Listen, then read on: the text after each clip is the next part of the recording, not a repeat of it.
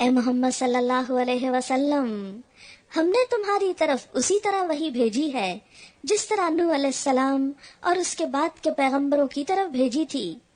ہم نے ابراہیم علیہ السلام، اسماعیل، اسحاق، یعقوب اور اولاد یعقوب، عیسیٰ، ایوب، یونس، ہارون اور سلیمان علیہم السلام اجمعین کی طرف وحی بھیجی۔ ہم نے داؤد علیہ السلام کو زبور دی، اور ہم نے ان رسولوں پر بھی وحی نازل کی جن کا ذکر ہم اس سے پہلے تم سے کر چکے ہیں، اور ان رسولوں پر بھی جن کا ذکر تم سے نہیں کیا۔ ہم نے موسیٰ علیہ السلام سے اس طرح گفتگو کی جس طرح گفتگو کی جاتی ہے۔ یہ سارے رسول خوشخبری دینے والے اور ڈرانے والے بنا کر بھیجے گئے تھے تاکہ ان کو مبعوث کر دینے کے بعد لوگوں کے پاس اللہ کے مقابلے میں کوئی حجت نہ رہے، اور اللہ بہرحال غالب رہنے والا اور حکیم اور دانا ہے۔ لوگ نہیں مانتے تو نہ مانے، مگر اللہ گواہی دیتا ہے کہ جو کچھ اس نے تم پر نازل کیا ہے اپنے علم سے نازل کیا ہے، اور اس پر ملائکہ بھی گواہ ہیں، اگرچہ اللہ کا گواہ ہونا بالکل کفایت کرتا ہے۔ جو لوگ اس کو ماننے سے خود انکار کرتے ہیں اور دوسروں کو خدا کے راستے سے روکتے ہیں، وہ یقیناً گمراہی میں حق سے بہت دور نکل گئے ہیں۔ اس طرح جن لوگوں نے کفر اور بغاوت کا طریقہ اختیار کیا اور ظلم و ستم پر اتر آئے، اللہ ان کو ہرگز معاف نہ کرے گا، اور انہیں کوئی راستہ سوائے جہنم کے راستے کے نہ دکھائے گا جس میں وہ ہمیشہ رہیں گے۔ اللہ کے لیے یہ کوئی مشکل کام نہیں ہے۔ یا ایھا الناس قد جاءکم الرسول بالحق من ربکم فآمنوا خیرا لکم وإن تکفروا فإن للہ ما فی السماوات والأرض وکان اللہ علیما حکیما۔ یا ایھا الناس، اے لوگو، یہ نہیں کہا گیا اے میری قوم، یہ بھی نہیں کہا گیا اے مکہ والو، اے عربو یا اے عرب و عجم، کیا کہا گیا؟ یا ایھا الناس۔ قرآن پاک کا یہ انداز بہت خوبصورت انداز ہے اور دنیا کے تمام لوگوں کے لیے ایک پکار ہے اور سب کا دل جیت لینے والا ہے۔ یوسف اسلام کے بارے میں آپ نے سنا ہوگا کہ جو ایک پاپ سٹار تھا، پہلے کیٹ سٹیونز کے نام سے مشہور تھا، وہ کہتا ہے کہ میں نے جب یہ پڑھا یا ایھا الناس، او پیپل، او مین کائنڈ، تو میں چونک اٹھا۔ یعنی قرآن کے اس انداز نے مجھے بہت امپریس کیا کہ یہ پیغام تو سب لوگوں کے لیے ہے۔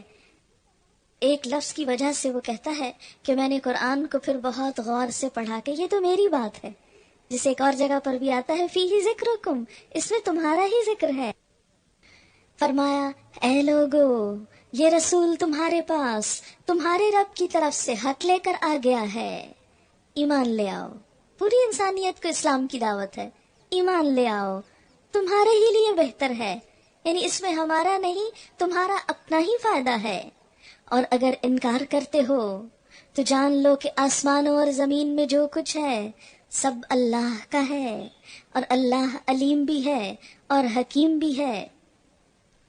یا اہل الکتاب لا تغلوا فی دینکم، اے اہل کتاب اپنے دین میں غلو نہ کرو، ولا تقولوا علی اللہ الا الحق، اور اللہ پر حق کے سوا کوئی بات نہ کہو۔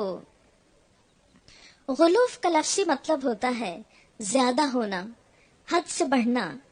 حدیث کے مطابق ہر قسم کے معاملات میں توسط اور اعتدال ہی راہ راست ہے، درست راہ ہے۔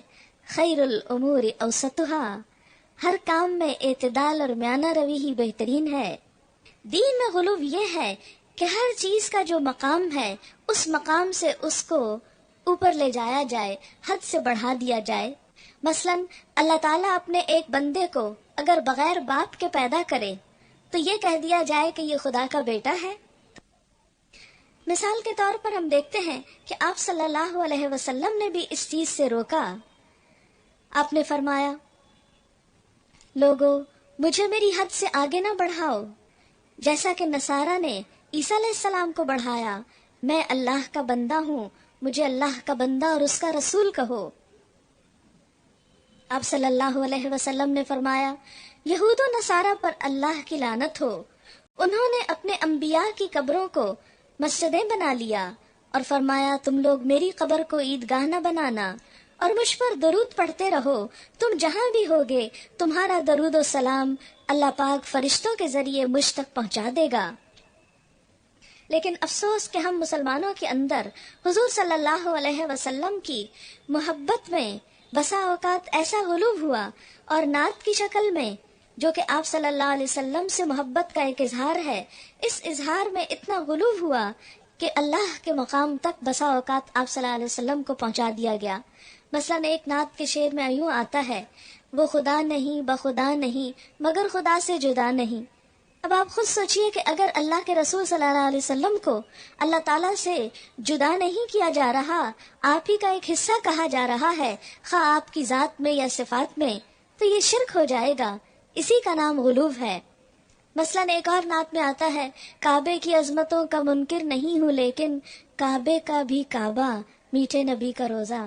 اب آپ دیکھیے کہ کعبۃ اللہ کا اپنا ایک مقام ہے، اللہ تعالیٰ نے اسے ایک بلندی عطا کی ہے، اور یہ چیز اللہ تعالیٰ کو ناراض کرنے کا سبب بن سکتی ہے۔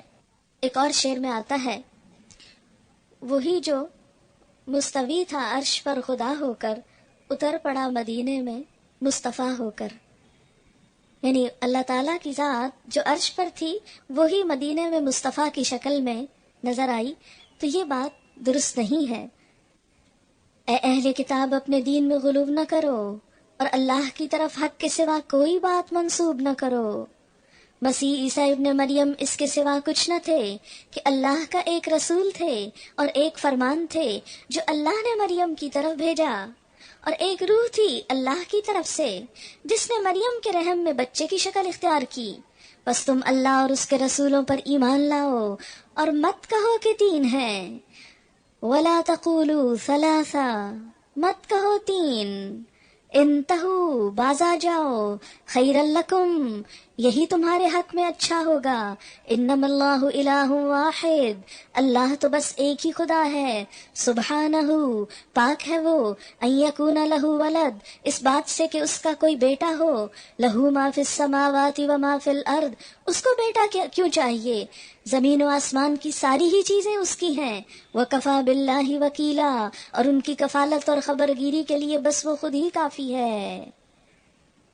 یہاں پر ان تمام عقائد کا بطلان کیا جا رہا ہے جس میں ایک خدا کے سوا کسی بھی اور کو خدائی کے درجے میں شریک کیا جائے۔ پھر فرمایا، لن يستنكف المسيح ان يكون عبدا لله ولا الملائكة المقربون۔ مسیح علیہ السلام نے کبھی اس بات کو عار نہیں سمجھا کہ وہ اللہ کا ایک بندہ ہو، اور نہ مقرب ترین فرشتے اس کو اپنے لیے عار سمجھتے ہیں۔ اگر کوئی اللہ کی بندگی کو اپنے لیے عار سمجھتا ہے اور تکبر کرتا ہے تو ایک وقت آئے گا جب اللہ سب کو گھیر کر اپنے سامنے حاضر کرے گا۔ یعنی کوئی بھی شخص جو اللہ کی بندگی کو عار سمجھے، اپنی شان کے خلاف سمجھے، مثال کے طور پر کہیں ایسا تو نہیں ہوتا کہ بعض اوقات کسی مجلس میں نماز پڑھنا، سجدہ کرنا ہمارے لیے شرم کا باعث ہو، ہمیں اس میں عار محسوس ہو کہ یہاں ہم نماز پڑھیں لوگ کیا کہیں گے، یا مثلاً خواتین کے لیے سر ڈھانکنا ایک عار کی بات ہو، حالانکہ یہ اللہ کا حکم اور ایسا کرنا اللہ ہی کی بندگی ہے۔ اسی طرح کسی موقع پر اپنی غلطی کا اعتراف کرنا عار کا سبب ہو، نہیں، حق جہاں بھی نظر آئے، جس طرح بھی نظر آئے، اسے قبول کر لینا سچے دل سے، خوشی سے، یہی تو دراصل اطاعت ہے، یہی تو بندگی ہے۔ بڑائی تو صرف ایک ذات کو زیبا ہے اور وہ اللہ کی ذات ہے۔ تکبر کو اللہ نے اپنے بندوں کے لیے پسند نہیں کیا، اسی لیے فرمایا جن لوگوں نے بندگی کو عار سمجھا اور تکبر کیا ان کو اللہ دردناک سزا دے گا، اور اللہ کے سوا جن کی سرپرستی اور مددگاری پر وہ بھروسہ رکھتے ہیں ان میں سے کسی کو بھی وہ وہاں نہ پائیں گے۔ تکبر اللہ تعالیٰ کو ناپسند ہے۔ آپ نے ایک مشہور جہاز ٹائٹینک کا نام تو سنا ہوگا، یہ جہاز ساؤتھ ہیمپٹن انگلینڈ سے نیو یارک کے لیے 1912 یعنی 1912 میں روانہ ہوا۔ کہتے ہیں کہ یہ جہاز بے انتہا مضبوط آلات سے لیس تھا اور شاید اس وقت دنیا کا سب سے بڑا مسافر بردار جہاز تھا۔ اس جہاز کی مالک کمپنی کے ڈائریکٹرز میں سے ایک ڈائریکٹر نے کہا، اگر خدا بھی چاہے تو اس جہاز کو غرق نہیں کر سکتا۔ یہ دعویٰ اس نے ایک اخباری رپورٹ کے جواب میں کیا کہ اس جہاز پر مسافروں اور جہاز کے دوسرے عملے کے لیے مناسب تعداد میں لائف بوٹس نہیں۔ یعنی کسی اخباری نمائندے نے پوچھا تو اس نے کہا کہ یہ غرق ہو ہی نہیں سکتا، اس لیے لائف بوٹس کی کیا ضرورت ہے۔ اس جہاز نے ساؤتھ ہیمپٹن کا ساحل چھوڑا اور اپنی پوری سپیڈ سے روانہ ہوا۔ ابھی اس نے اپنے سفر کے 4 گھنٹے بھی مکمل نہ کیے تھے کہ ٹائٹینک کے ریڈیو آفیسر کو ایک وائرلیس پیغام ایک دوسرے جہاز سے موصول ہوا کہ ٹائٹینک کے راستے میں ایک بہت بڑا برف کا ٹکڑا نظر آ رہا ہے۔ ریڈیو آفیسر نے نہ صرف یہ کہ وارننگ کو نظر انداز کیا بلکہ دوسرے جہاز کے ریڈیو آفیسر کے ساتھ تکبر کا رویہ اختیار کیا، اور کچھ ہی دیر بعد ٹائٹینک اپنے راستے میں آنے والے برف کے پہاڑ سے پوری سپیڈ سے چلتے ہوئے ٹکرا گیا۔ تقریباً 1700 لوگ اپنی جان سے ہاتھ دھو بیٹھے۔ تو اس سے کیا پتہ چلتا ہے کہ انسان کبھی بھی اپنی قوت پر، اپنی صلاحیت پر، اپنی کسی لیاقت، ذہانت، مہارت پر اور دنیا کے کسی بھی سبب پر ایسا بھروسہ نہ کرے جیسے اللہ رب العزت پر کیا جاتا ہے، اور کبھی ان چیزوں پر بھروسہ کرتے ہوئے یہ نہ کہے کہ اس چیز کو تو خدا بھی کچھ نہیں کر سکتا۔ نہیں، سب کچھ اس کے اختیار میں ہے، اس کی قدرت سے بڑھ کر کسی کی قدرت نہیں، اور ایسے دعوے کرنا بھی ایک طرح سے شرک میں آ جاتا ہے۔